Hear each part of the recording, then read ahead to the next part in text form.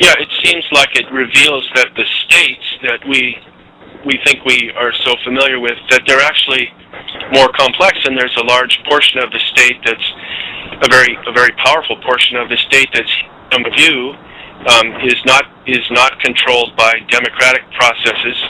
I think in some countries in Europe, even the prime minister perhaps would not have known about these clandestine structures, while in other countries evidently they did know, but there wasn't widespread knowledge of the existence of these secret armies, even amongst the governmental structures. The parliament, certainly. Yeah. That is very true. I mean, we do have obviously the evidence that the populations in Western Europe, they knew nothing. They had no clue. They were ignorant in the best sense of the word.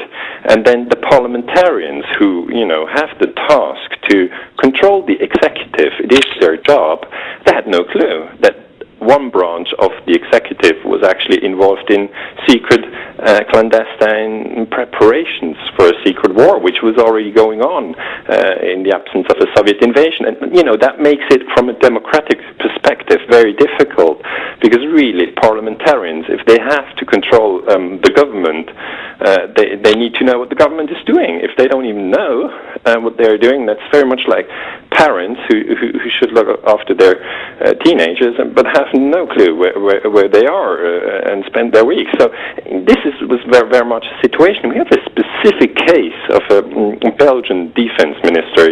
He at the time of the discoveries was in Italy and heard, that there are secret armies and that they exist also in Belgium.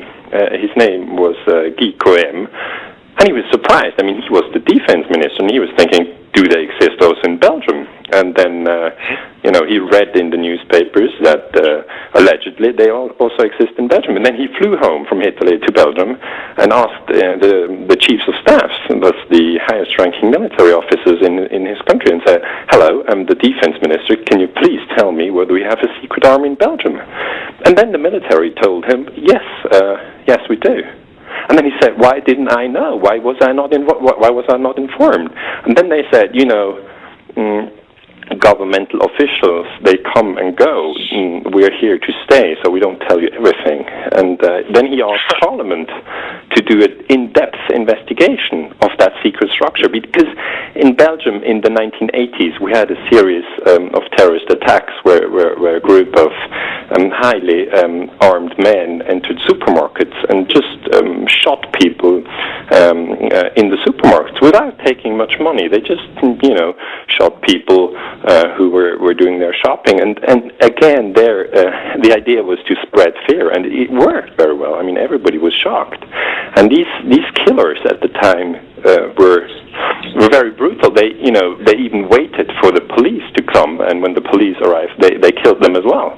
So they were highly specialized soldiers, you can call them, and it was hard to find out who was behind them. And when the defense minister said, I want to have the names of everybody who was in the secret army in Belgium, because I want to compare these names with the people that were suspects in these terrorist attacks in the Brabant massacres, the Secret Service just wouldn't give him the names. So we really have very serious democratic problems in this area. So responsible officials who did know would refuse to provide information requested by their superior governmental officials. That's correct. Well, then, did they lose their jobs? What has been? Yes. So when this broke out in Italy in 1990, and then all the governments across Europe realized. The people who hadn't known, they realized that this was a possibility in their own countries, and in each country they looked into it, and I believe it even was taken up by the European Parliament as a very important issue.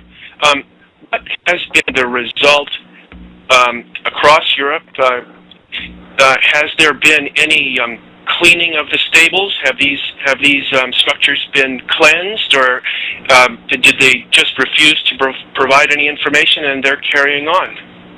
I mean, it was not really, cleansed. No, we can't say that was cleansed, because what we did have, and that is correct what you said, the European Parliament in 1990 said, first of all, we condemn this creation of clandestine military structures, because, that's nothing that in a democracy should exist. I mean, you can of course have an army in a democracy, but you must know who is in that army and where the guns are, and you must know the chain of command.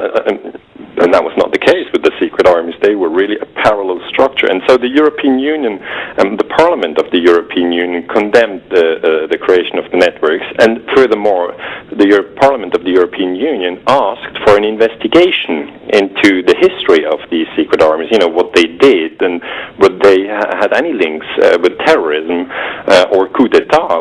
We had some coup d'etats in Greece and in Turkey, is, a little bit forgotten, but in the Cold War, both Turkey had 3 coup d'etats, military coup d'etats, and Greece had 1 coup d'etat. So, but the secret armies were involved in these coup d'etats, and everybody expected that there would be an investigation. But basically, the national governments just didn't want to look into this. For instance, in Germany, there was evidence that former Nazis had been recruited right from the Nuremberg trials into the secret armies, because the idea was to have a very strong anti-communist ideology in these networks, and obviously the Nazis were very, very strongly anti-communist. And furthermore, you needed people who were trained in the use of explosives and guns, and the Nazis very much, actually fitted that profile. And the question really is, why didn't we not have an investigation which was more thorough? It was just too risky. Many people are still alive who served in these networks. There are a lot of political careers linked to it. And journalists approached NATO and said, can NATO comment?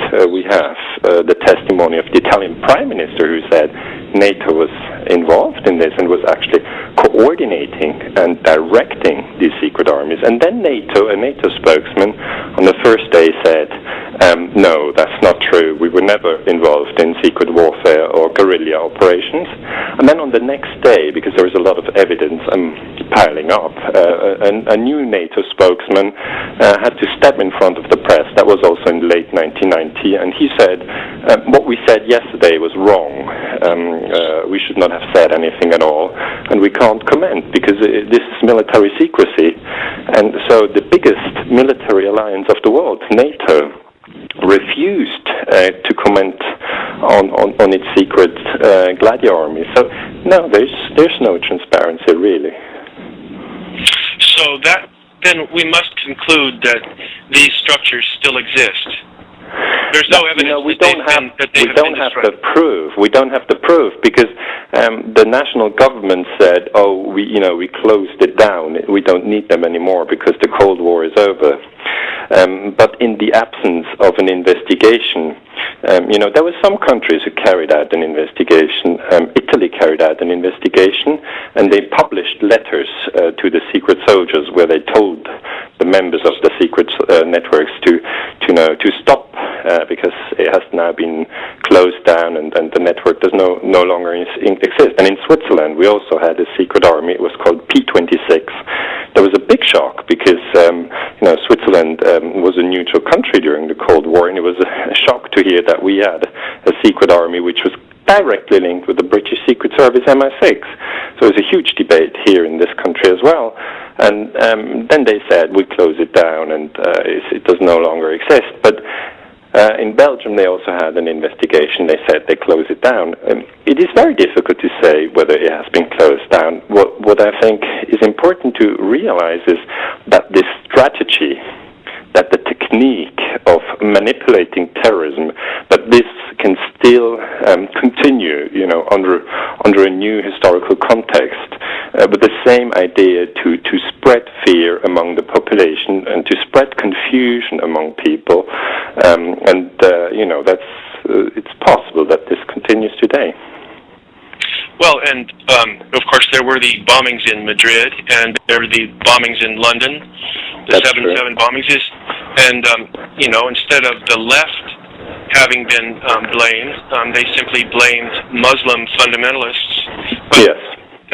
But I think in both cases, both in the case of the Madrid bombings and in the London bombings, there was quite a bit of evidence that suggested the official account of those bombings was not true, and that these very well could have been just more recent varieties, more recent examples of the same clandestine structures with a different, with a different narrative that they use, and blaming different perpetrators because their narrative has changed. Instead of blaming communism, instead of communism being the enemy, now Islamic fundamentalist terrorism, or terrorism in general, is the enemy. But there's no real evidence that these bombings might not be very, very similar to what had happened in Europe before. I mean, it is true that in the Cold War, the designated enemy was communism. That's quite clear. So these manipulated terrorist attacks at the time were framing communists. It has to be remembered that communist countries during the Cold War were also involved in atrocities. Really, I mean, the Soviet Union under Stalin, if you look at it, they killed people, put them in gulags, and in the West we were very well aware of this sort of brutality, and we knew about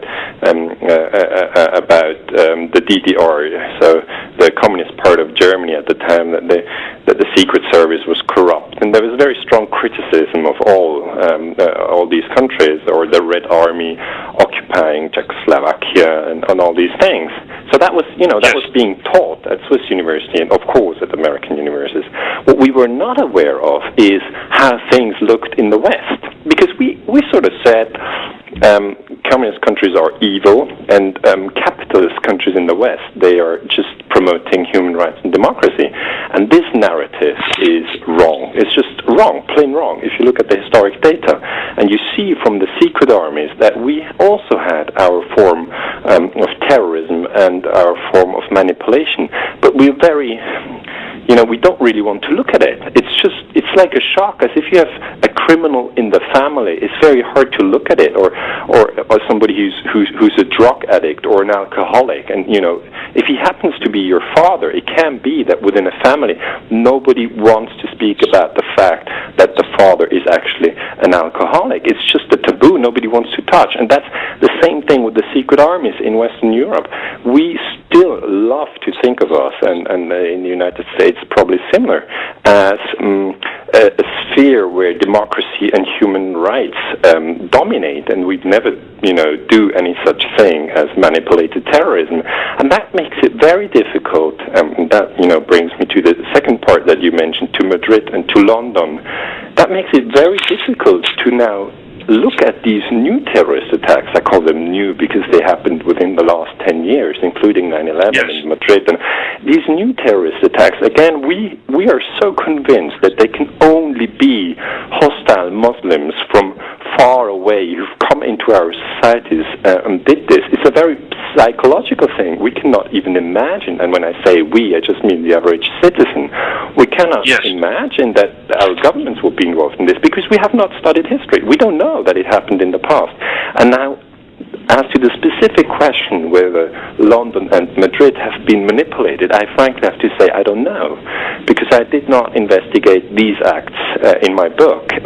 It is, however, obvious that during the Cold War, the communists were discredited, and now the Muslims are discredited. And I mean all the Muslims, they're being framed as terrorists. And obviously the question in Europe, which is now being circulated within universities and journalists, is, I mean, people don't speak about it openly because, you know, it's a very sensitive discussion, but people say, you know, could it be that the Muslims are now being framed and discredited because most of the oil and most of the gas is in Muslim countries, and we need some sort of a pretext to go there and get it, and if we say they're terrorists and they have weapons of mass destruction, that might well be the story. And I'm saying I'm very interested in this narrative. I'm very interested